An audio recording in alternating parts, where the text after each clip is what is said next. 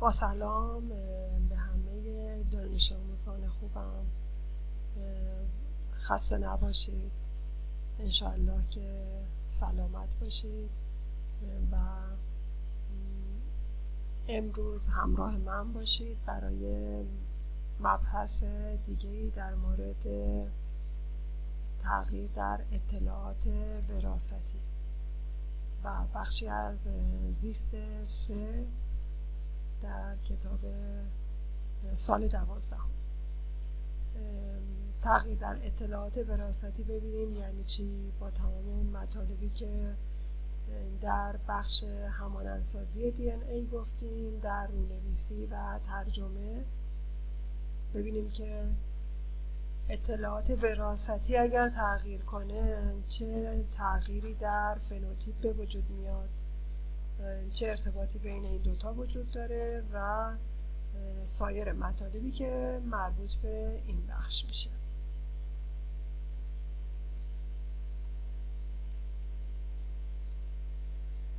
خب میگیم که تغییر در ماده وراثتی جانداران رو بهش میگیم جهش.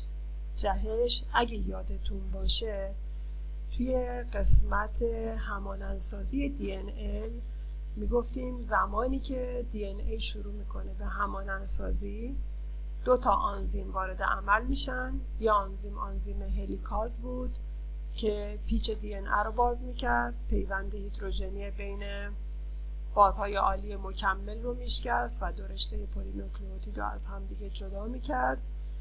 و یک آنزیم DNA پلیمراز بود که دئوکسی ریبونوکلئوتید ها رو در مقابل دئوکسی ریبونوکلئوتید مکملش قرار میداد و بعد بین اونها پیوند فسفودی استر ایجاد میکرد. بعد اگر باز یادتون باشه میگفتیم که آنزیم DNA پلیمراز علاوه بر این کار که انجام میده، نقش پلیمرازی که داره برمیگرده و اگر اشتباهی رخ داده باشه این اشتباه رو تصحیح میکنه، یعنی فعالیت نوکلئوآزی داره. یه قسمتی که اشتباه شده پیوند فسفودی استرش رو میشکنه، پیوند هیدروژنی رو میشکنه، اون قسمت رو جدا میکنه و درست قسمت جدید و درست رو مقابلش قرار میده. اما اگر این نقش ویرایش درست انجام نشه یا از هر 1000 تا تصحیح که صورت میگیره، برای مثال یکیش اون وسط بدون اینکه تصحیح بشه به همون شکل باقی بمونه، اشتباه تصحیح نشه، در این صورت جهش به وجود میاد. پس در اصل ما میگیم جهش به اشتباهاتی گفته میشه که اولا دائمی هستن و ثانیاً تصحیح نشده هستن. جهش یک خطای اصلاح نشده است، این رو دقت کنید. خب اما جهش، مثلا فکر کنید که یه فردی بیش از اندازه در مقابل اشعه ماورای بنفش خورشید قرار میگیره. بعد اشعه ماورای بنفش هم میدونیم به خاطر طول موج خیلی کوتاهی که داره و انرژی زیادی که داره میتونه باعث تغییراتی در ژنتیک ما بشه. حالا اگر سلول های پوستمون تحت تاثیر این اشعه ماورای بنفش جهش پیدا کنن، این جهش میتونه به سلول های پوستی که از تقسیم این سلول به وجود میاد انتقال پیدا کنه، اما به نسل بعدی این شخص انتقال پیدا نمیکنه. چرا؟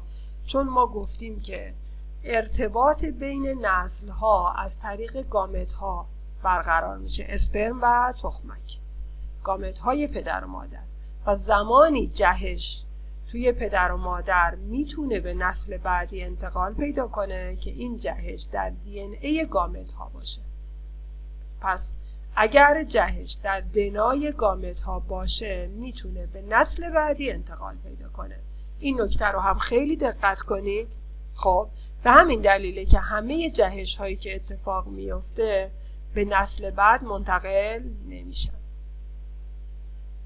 بعد جهش رو ما میگیم یه تغییر یا یک ویژگی که در اثر محیط به وجود میاد، اکتسابیه، بر حسب تصادف و با توجه به عواملی که توی محیط وجود داره احتمال بروز این جهش افزایش پیدا میکنه. پس من قبلا گفتم صفات یک سری صفاتی هستن که تحت تاثیر ژنتیکن فقط، یک سری صفاتی هستن که تحت تاثیر محیطن فقط. اگر جهش در اثر محیط به وجود بیاد به شرطی میتونه که بهش میگم صفت اکتسابی، به شرطی میتونه به نسل بعدی انتقال پیدا کنه که ژن جهش یافته یا تغییری که به وجود اومده در دنای گامت پدر و مادر یا حالا یکی از اینها باشه دیگه. خب تغییر ماده وراثتی باعث تغییر رنای پیک و کدون ها میشه. بچه ها برگردیم قسمت عقب. گفتیم که توی دی ان ای هر 3 تا نوکلئوتید ما رمز یک آمینو اسیده، این میشه رمز دی ان ای. بعد گفتیم که زمانی که رونویسی میخواد انجام بشه از روی یکی از رشته های دی ان ای که 3' به 5' میاد رونویسی انجام میشه، یعنی رشته RNA ساخته میشه. حالا این رشته mRNA من که به وجود اومد، پس اگر رمز DNA من تغییر کنه رشته RNA هم که از روش رونویسی میشه تغییر میکنه. رمزی که توی mRNA وجود داشت بهش میگفتیم کدون. پس تغییر در رمز DNA تغییر کدون ها رو داره. و باز برگردیم قسمت ترجمه. رنای پیک ترجمه میشه. وقتی کدونش تغییر میکنه نوع پروتئینش هم میتونه تغییر کنه. تو بعضی موارد هم اصلا تغییری صورت نمیگیره. در صورتی که کدون تغییر کنه و نوع پروتئین ساخته شده هم تغییر کنه فنوتیپ سلول عوض میشه. پس نمیتونیم بگیم همه تغییراتی که در دی ان ای یا در کدون ها به وجود میاد باعث تغییر میشن. میتونه تغییری هم به وجود نیاد توی پروتئین که تو قسمت های جلوتر میگیم. خب ویرایش فعالیت نوکلئازی دنابسپارازه. اگر این ویرایش درست انجام نشه، خطای دنا اصلاح نشه، جهش به وجود میاد. خب جهش میتونه باعث تغییر فنوتیپ بشه یا صفات و ویژگی هایی که ما داریم، یا اینکه تغییری رو به وجود نیاره که بعد میگیم چرا. بعد یادتونه میگفتیم که ژن ها در سلول های ما که یوکاریوت هستیم گسسته هستن. یعنی ما در هر ژن بخش‌هایی رو داریم به نام میانه، بخش‌هایی رو داریم به نام بیانه. میانه ها توالی نوکلئوتیدی بودند که بین بیانه ها قرار داشتن، رونویسی می شدن ولی توی mRNA بالغ حذف می شدن. پس اگر جهش توی میانه ها اتفاق بیفته تأثیری روی عملکرد ژن ما نداره، چون میانه ها اصلا ترجمه نمیشن. اگر جهش توی راه انداز اتفاق بیفته، راه انداز بخش تنظیم کننده ژن بود و رونویسی هم از روش انجام نمیشد. اگر راه انداز جهش پیدا کنه، تغییری که توش به وجود میاد روی سرعت رونویسی اثر میگذاره، روی متوقف شدن رونویسی اثر میذاره. چون اگر این جهش خیلی شدید باشه دیگه رنابسپاراز نمیتونه بهش متصل بشه، پس رونویسی هم انجام نمیشه. خب افزاینده چی؟ یادتونه میگفتیم در یوکاریوت ها در یه فاصله دور از راه انداز یه توالی نوکلئوتیدی وجود داشت به نام افزاینده که عوامل رونویسی که متصل میشدن به افزاینده حلقه‌ای رو به وجود می آوردن که باعث میشد افزاینده در مجاورت راه انداز قرار بگیره و سرعت رونویسی زیاد بشه. پس یادتون باشه اگر جهش در افزاینده اتفاق بیفته سرعت رونویسی رو تغییر میده. درست شد؟ خب جهشی که در ماده وراثتی سلول‌های پیکری مثل پوست، سلول عصبی، سلول مایچه‌ای، اصطلاحاً به این سلول‌ها سلول‌های سوماتیک هم میگیم که سلول‌های دیپلوید بدن ما هستن. اگر توی اینا جهشی اتفاق بیفته فقط به سلول‌هایی منتقل میشه که حاصل میتوز اونها هست، ولی به نسل بعدی منتقل نمیشه. خب حالا این تغییراتی که توی ماده وراثتی به وجود میاد یا این جهش هایی که اتفاق میافتن گاهی اوقات در حد یه نوکلئوتید جابجا میشه، یه نوکلئوتید اضافه میشه یا کم میشه، یا اینکه چند تا نوکلئوتید. پس این جهش ها رو بهشون میگیم جهش های کوچیک. اما گاهی اوقات یه بخش خیلی بزرگتری رو از ماده وراثتی در بر میگیره که یه دفعه میشه یه قسمتی از کروموزوم که چند تا ژن توی این قسمت وجود داره یا رشته دی ان ای وسیعی رو شامل میشه. در این صورت بهش میگیم جهش های بزرگ. پس جهش های بزرگ وسعتشون بیشتر هست. به همین دلیل اگر این جهش ها اتفاق بیفتن اثراتی که توی موجود زنده به وجود میاد خیلی شدیدتر از جهش های کوچیکه. خب الان این شکل رو دقت کنید. من یه ژن طبیعی دارم. ژن طبیعی رو نویسی از روش انجام میشه، بعد ترجمه که صورت میگیره پروتئین طبیعی به وجود میاد. مثل ژنی که رشته های پلیپپتید بتا رو در هموگلوبین میسازه، دستور ساختش رو صادر میکنه. پروتئینش طبیعیه. اما اگر همین ژن تغییر پیدا کنه، نگاه کنید یه دونه نوکلئوتید اشتباه اینجا شده. این اشتباه اصلاح نشده و انتقال پیدا کرده به نسل بعدی سلولا. درسته؟ در این صورت پروتئینی که ساخته میشه پروتئین غیر طبیعی میشه یا اصلا پروتئینی تولید نمیشه. پس ژن جهش یافته اثرش اگر جهش در ژن به وجود بیاد بر حسب اینکه کجای ژن اتفاق افتاده، شدتش چقدره و چه تغییراتی رو در ژن به وجود آورده، در این صورت ممکنه باعث بشه پروتئینی که ساخته میشه تغییر پیدا کنه و غیر طبیعی بشه، دیگه نمیتونه کار خودش رو درست انجام بده، یا اینکه ممکنه اصلا پروتئینی تولید نشه.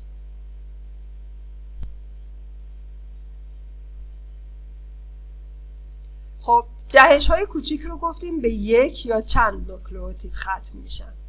خب محدود میشن. چند نوع جهش کوچیک داریم. جهش کوچیک از نوع جانشینی. جانشینی اسمش روشه بچه‌ها. یعنی یه دونه نوکلئوتید برداشته میشه، یه نوکلئوتید جدید جاش قرار میگیره. دقت کنید اینجا رو. نوکلئوتید یو اوراسیل برداشته شده، به جاش آدنین قرار گرفته. نوکلئوتید آدنین دار. این میشه جانشین. یا ممکنه 2 تا نوکلئوتید برداشته بشه و 2 تا نوکلئوتید جاش قرار بگیره. پس جهش های کوچیک از نوع جانشینی یک یا چند نوکلئوتید جایگزین نوکلئوتیدهای اصلی میشن. حالا این که این جایگزینی اتفاق بیفته و بعد چه تأثیراتی رو روی فنوتیپ سلول بذاره، این بحثش جداگانه است که تو قسمت جلوتر میگیم. جهش های کوچیک از نوع حذفی. حذف یعنی چی؟ یعنی اینکه یه نوکلئوتید کم بشه یا چند تا نوکلئوتید کم بشن. خب اینو بهش میگم حذفی، که تعداد نوکلئوتیدها چی میشن؟ کاهش پیدا میکنه در ژن ما. جهش های از نوع اضافه شدن، یک یا چند نوکلئوتید اضافه میشه، در نتیجه تعداد نوکلئوتیدامون زیاد میشه. حذف و اضافه شدن نوکلئوتیدها باعث میشه که کدون هامون ترتیب خوندنش به هم بریزه، که در این صورت میگیم چارچوب خوندن کدون ها یا رمزهای RNA تغییر میکنه. این خطرناکترین نوع جهشمونه. جهشی که باعث تغییر کدون ها بشه، ترتیب خوندن کدون ها رو عوض کنه. خب اگر من من یه دونه نوکلئوتید اضافه کنم یا 2 تا نوکلئوتید اضافه کنم، خب این باعث میشه که کدونای من تغییر کنن. اما اگر 3 تا نوکلئوتید اضافه کنم چی؟ 3 تا نوکلئوتید اگر تو یه نقطه اضافه بشه یا 6 تا اضافه بشه، 9 تا، نگاه کنید مضربی از 3. در این صورت رمز کدون ها تغییر نمیکنه، ترتیب خوندنشون به هم نمیریزه، یعنی چارچوب تغییری نمیکنه. درست شد؟ فقط ممکنه که یا آمینو اسید اضافه بشه یا آمینو اسید کم بشه، یا حالا کم و زیاد شدن.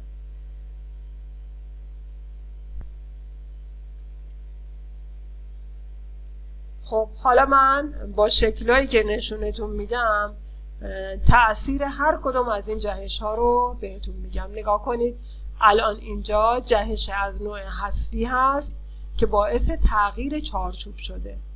دقت کنید بچه ها، من الان رشته الگوی دی ان ا رو دارم. پس این رشته الگو، یادتونه میگفتیم رشته الگو رشته‌ایه که از 3' به 5' و از روی اون رشته RNA ساخته میشه.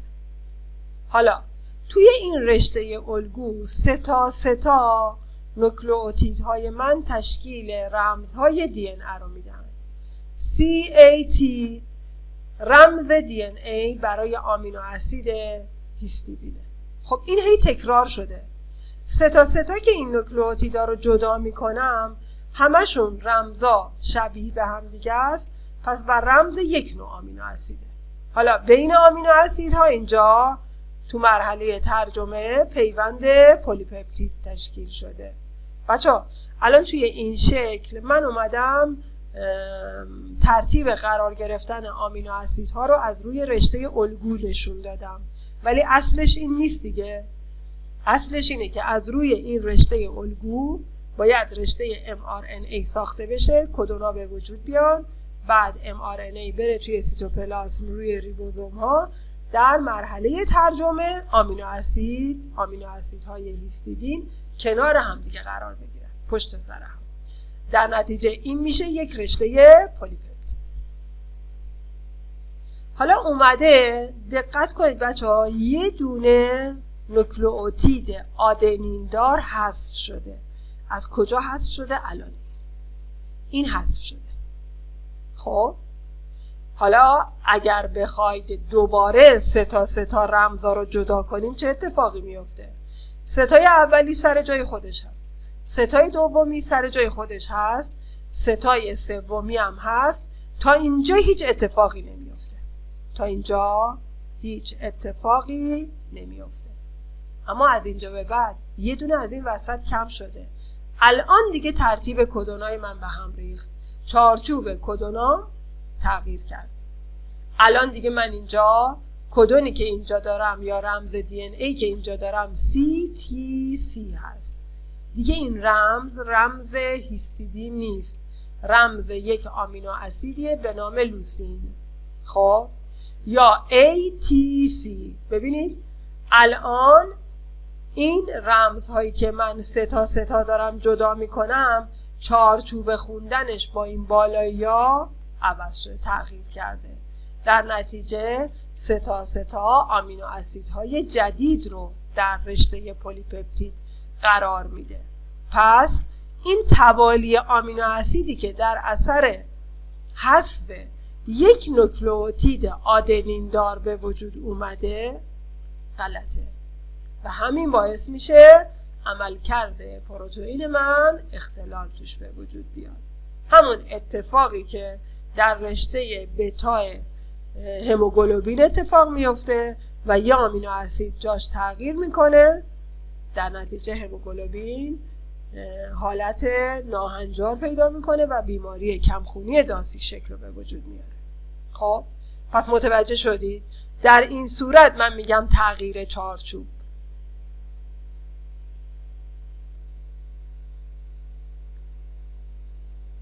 خب حالا دقت کنید، جهش افزایی وسط برداشته شده. خب بعد به جاش چی قرار گرفته؟ سیتوزین قرار گرفته بچه ها. پس این افزایشی نیست، این جانشینیه. خب بذارین تصحیحش کنیم دیگه. به جای افزایشی میذاریم جانشینی، چون اینجا آدنین برداشته شده به جاش سیتوزین قرار گرفته. خب پس جهشمون از نوع جانشینیه. اما جانشینی که باعث شده یک آمینو اسید اشتباه به وجود بیاد، یعنی هیستیدینو تبدیل کرده به پرولین. خب آمینو اسیدم عوض شده. این آمینو اسید که عوض شده نتیجه شده چی؟ یا آمینو اسید غلط. پس عملکرد پروتئین من تغییر میکنه. خب پس چرا بهش میگم دگرمعنی؟ دگرمعنی یعنی این که یه نوکلئوتید جابجا بشه، نوکلئوتیدم که جابجا شد نتیجه یک کدون تبدیل میشه به یک کدون دیگه. کدون جدید متعلق به یک آمینو اسید اشتباه است. به همین دلیل میگم دگرمعنی. بچه‌ها دقت کنید اینجا اصلا من تغییر چارچوب ندارم. چرا تغییر چارچوب ندارم؟ برای اینکه جانشینی اتفاق افتاده. یعنی یه دونه نگاه کنید، یه دونه نوکلئوتید برداشته شده، یه نوکلئوتید اومده جاش قرار گرفته.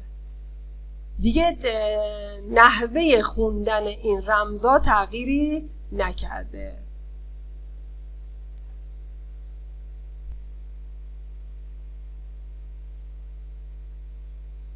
خب اینجا چی بچه ها؟ دقت کنید.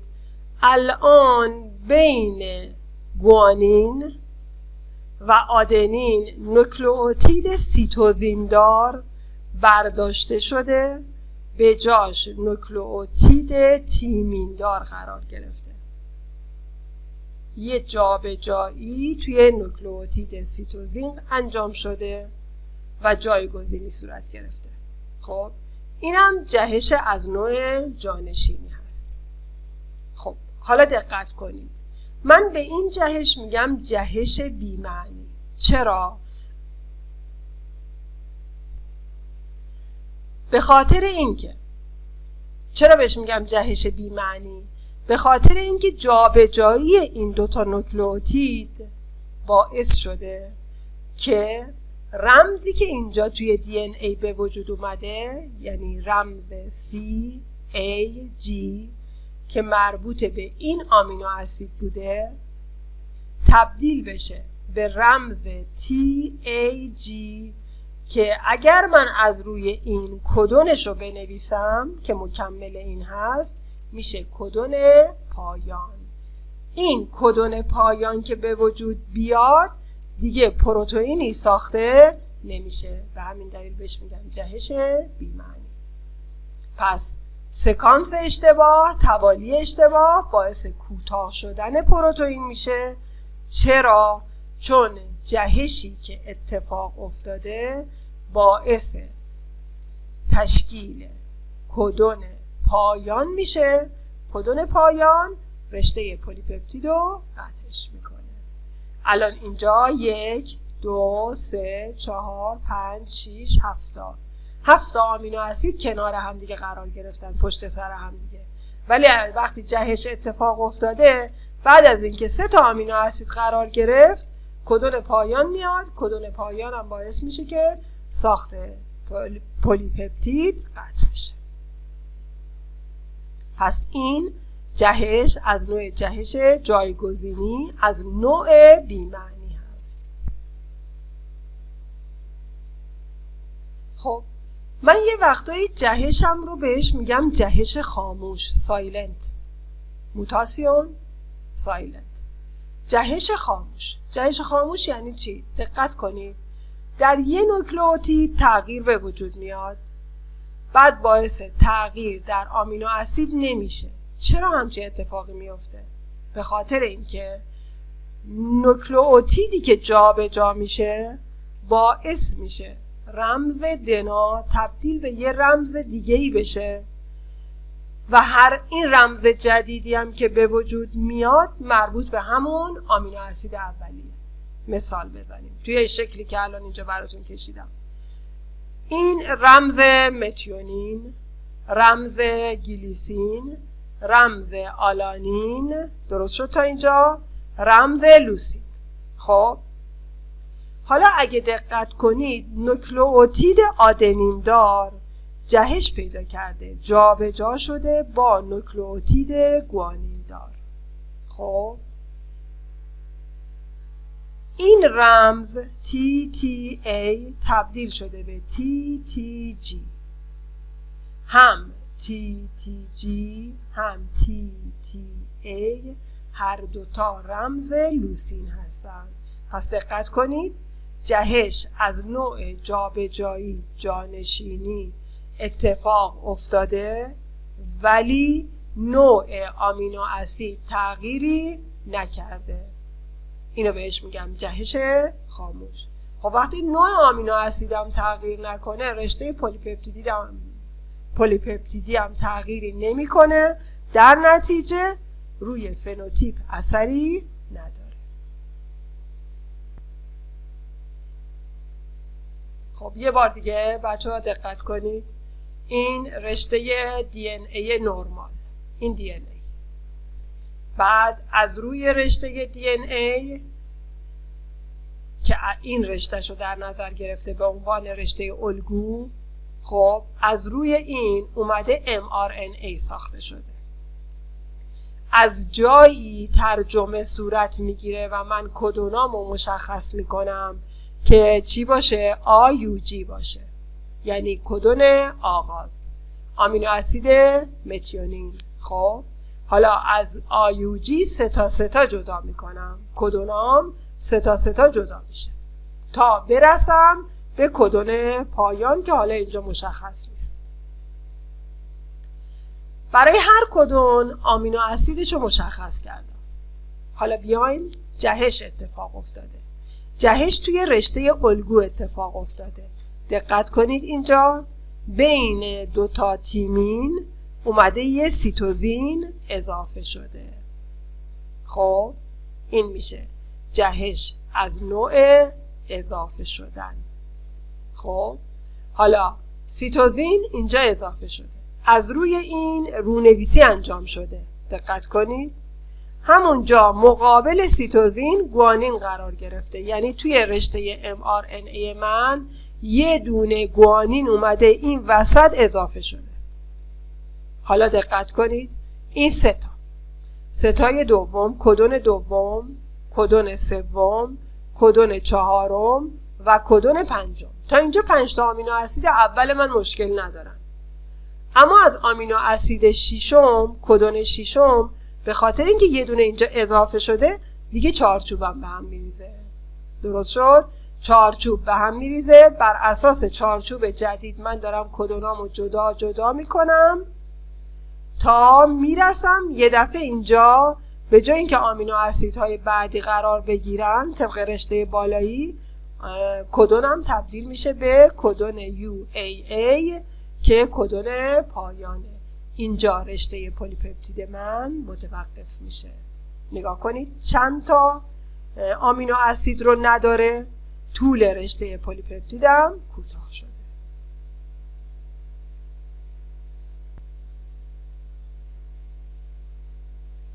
خب حالا دقت کنید، من اینجا نوشتم که یادمون باشه شروع ترجمه از کدون IUG شروع میشه که کدون آغازگره. اینا مطالب قبلا خوندیم.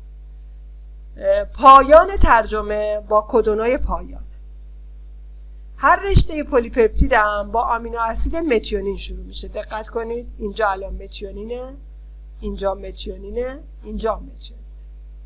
اگر کدون متیونین تغییر کنه که اصلا دیگه ترجمه ای صورت نمیگیره.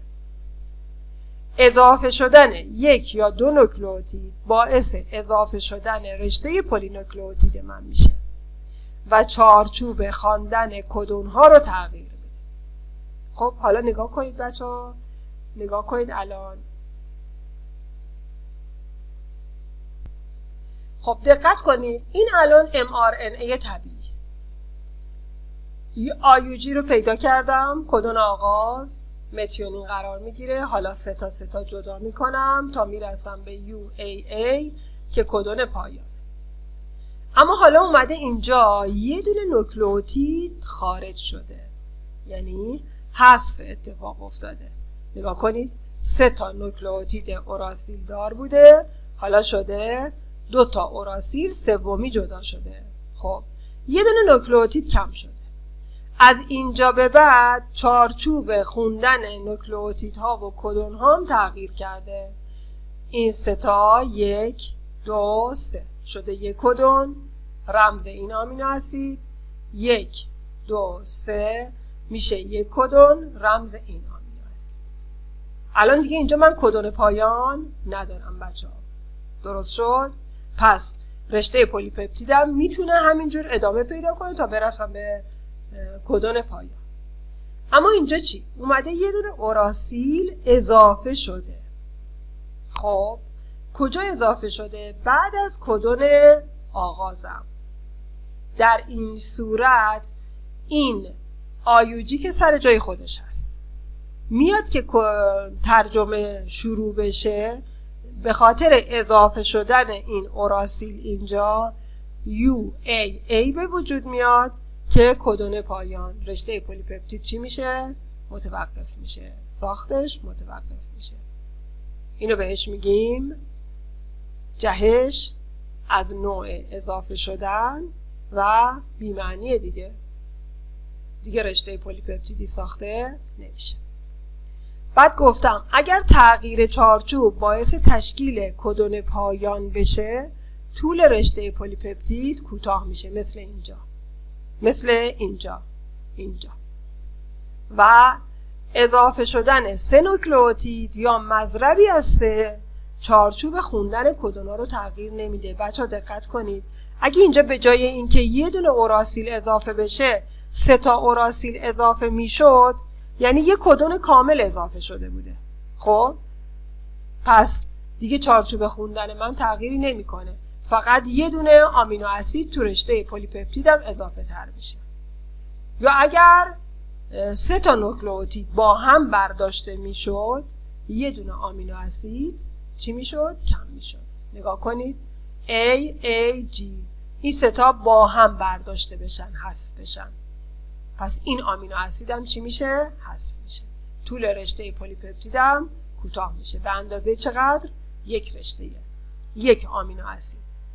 اگر 3 بیاد قرار بگیره، این 2 بار تکرار میشه، پس طول رشته پلی‌پپتید زیادتر میشه. خب حالا میرسیم به جهش‌های بزرگ. جهش‌های بزرگ یعنی چی؟ گفتیم که وسعتش زیادتر از یه نوکلئوتید یا چند تا نوکلئوتیده. حالا این جهش‌ها منجر به ناهنجاری‌های کروموزومی میشن. مثلا یه تیکه از کروموزوم ما کنده میشه، از بین میره، کروموزوم شماره 1 2 3. یا اینکه یه تیکه از یه کروموزوم کنده میشه، میره میچسبه روی اون یکی کروموزوم. الان دیگه من یه دونه ژن ندارم، یه نوکلئوتیدم درگیر نیست.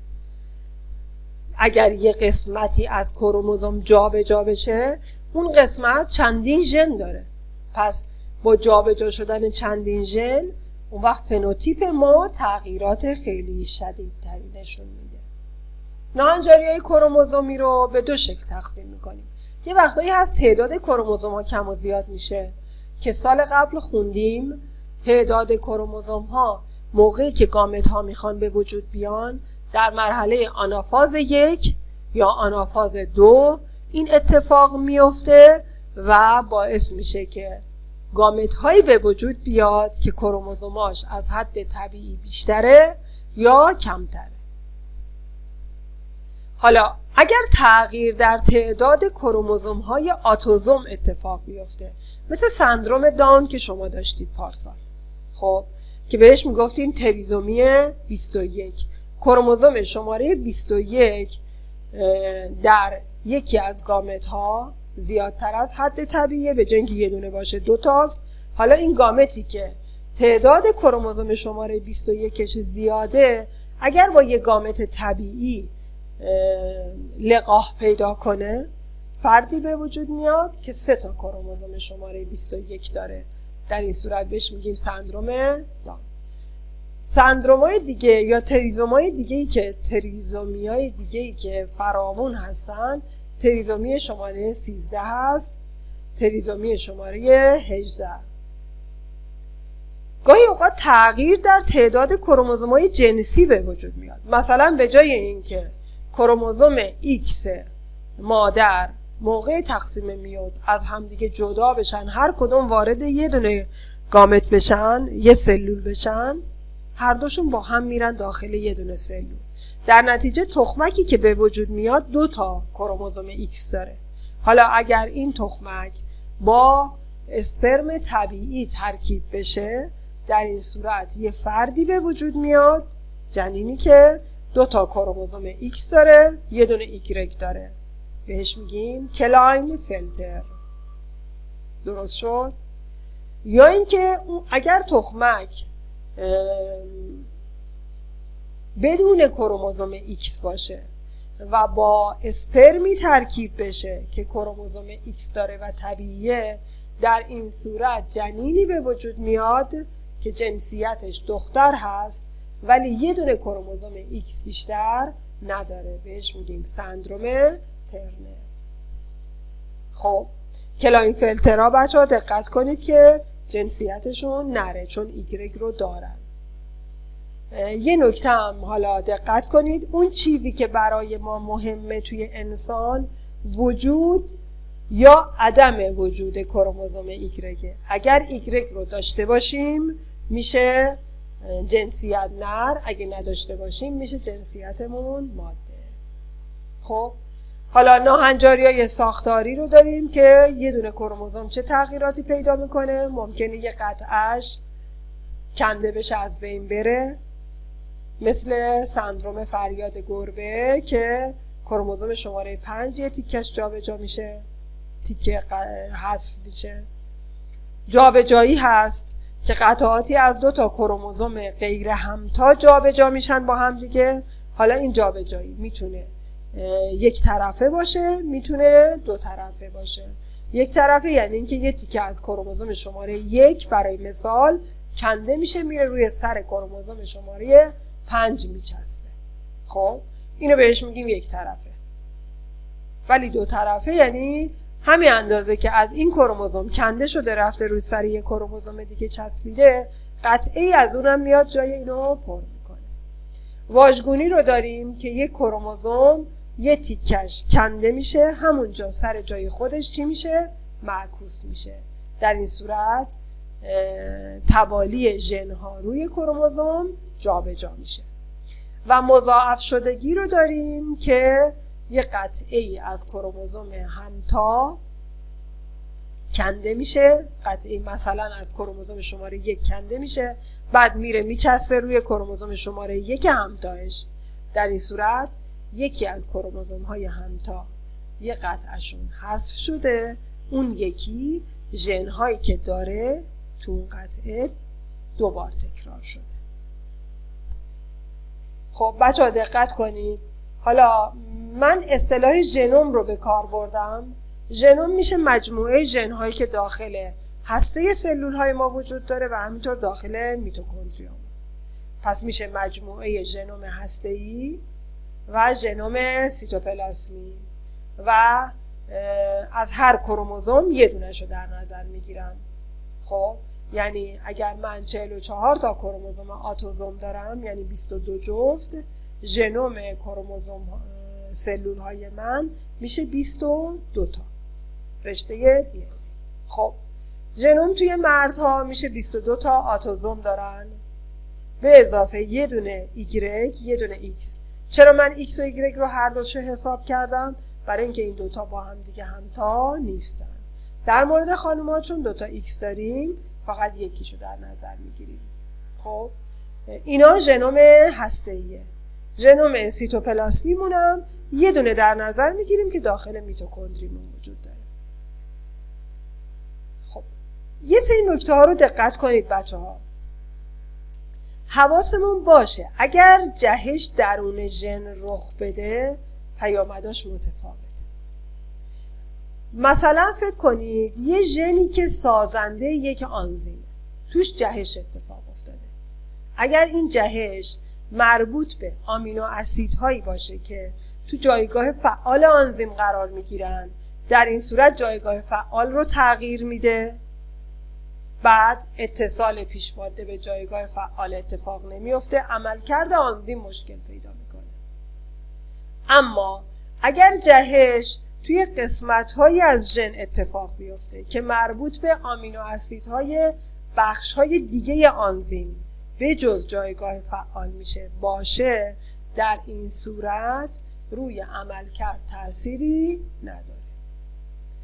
اگر جهش در توالیهای بین ژنی رخ بده، مثلا ژن 1 رو دارم مربوط به رنگ چشم، ژن 2 رو دارم مربوط به گروه خونی، بین این دوتا ژن یه توالی از نوکلئوتیدا وجود داره، اگر جهش تو این قسمت ها اتفاق بیفته روی ژن اثری نداره، روی محصول ژن اثری نمیذاره. اگه جهش در افزاینده اتفاق بیفته یا راه انداز، روی مقدار پروتئین ساخته شده و همینطور سرعت رونویسی که تو قسمت اول مبحثمون گفتیم. جهش توی راه انداز باعث میشه راه اندازم قوی تر بشه، رونویسی سریعتر بیشتر انجام بشه، یا ضعیفتر بشه و رونویسی کمتر انجام بشه. این روی میزان رونویسی اثر میگذاره. خب خسته نباشید، تا همینجا داشته باشید. انشاءالله توی جلسه بعدی در مورد تغییر در جمعیت ها صحبت میکنیم. خسته نباشید.